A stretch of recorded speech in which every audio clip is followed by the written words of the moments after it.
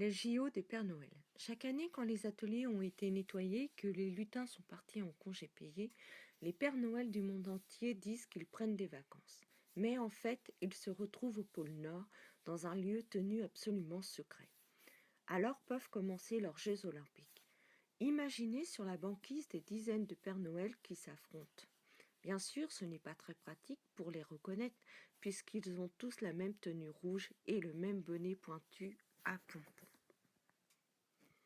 Leurs épreuves sont également un peu spéciales. Il faut faire voler un traîneau sans que personne n'entende les grelots. Ou bien, il faut trouver dans une hotte, les yeux bandés, le train électrique pour le petit Eric de Jamaïque. Cette année, les arbitres ont même ajouté des difficultés. Comment reconnaître 2 jeux vidéo enveloppés sans ouvrir les paquets? Comment glisser une cage à lapin dans un chausson pointure 21? Et comment entrer dans un immeuble qui n'a pas de cheminée?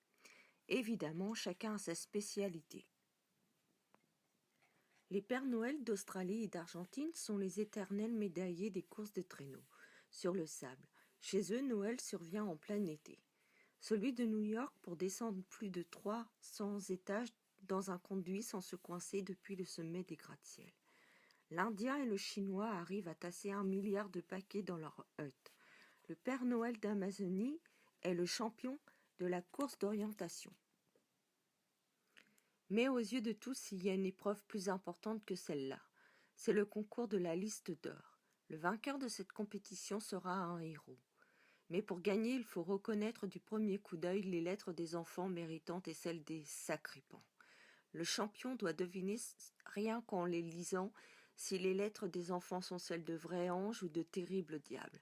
Et il faut un sacré talent pour distinguer ceux qui racontent la vérité et ceux qui ne méritent rien dans leurs chaussons.